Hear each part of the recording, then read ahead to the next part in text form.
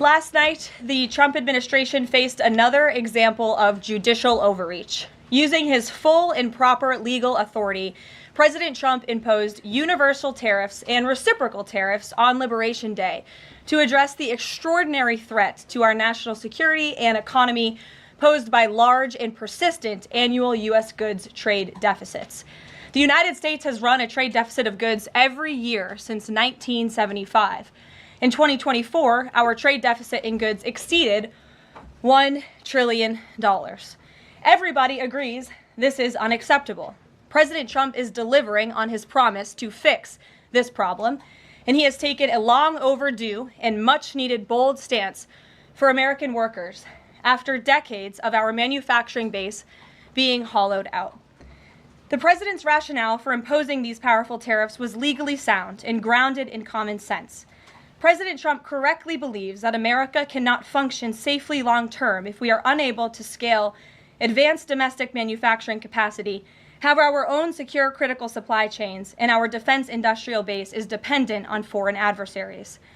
Three judges of the U.S. Court of International Trade disagreed and brazenly abused their judicial power to usurp the authority of President Trump to stop him from carrying out the mandate that the American people gave him. These judges failed to acknowledge that the President of the United States has core foreign affairs powers and authority given to him by Congress to protect the United States economy and national security.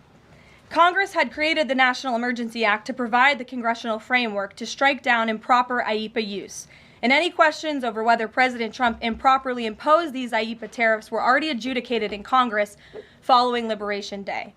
Congress firmly rejected an effort led by Senator Rand Paul and Democrats to terminate the president's reciprocal tariffs. The courts should have no role here. There is a troubling and dangerous trend of unelected judges inserting themselves into the presidential decision-making process. America cannot function if President Trump, or any other president for that matter, has their sensitive diplomatic or trade negotiations railroaded by activist judges. President Trump is in the process of rebalancing America's trading agreements with the entire world, bringing tens of billions of dollars in tariff revenues to our country, and finally ending the United States of America from being ripped off. These judges are threatening to undermine the credibility of the United States on the world stage. The administration has already filed an emergency motion for a stay pending appeal and an immediate administrative stay to strike down this egregious decision.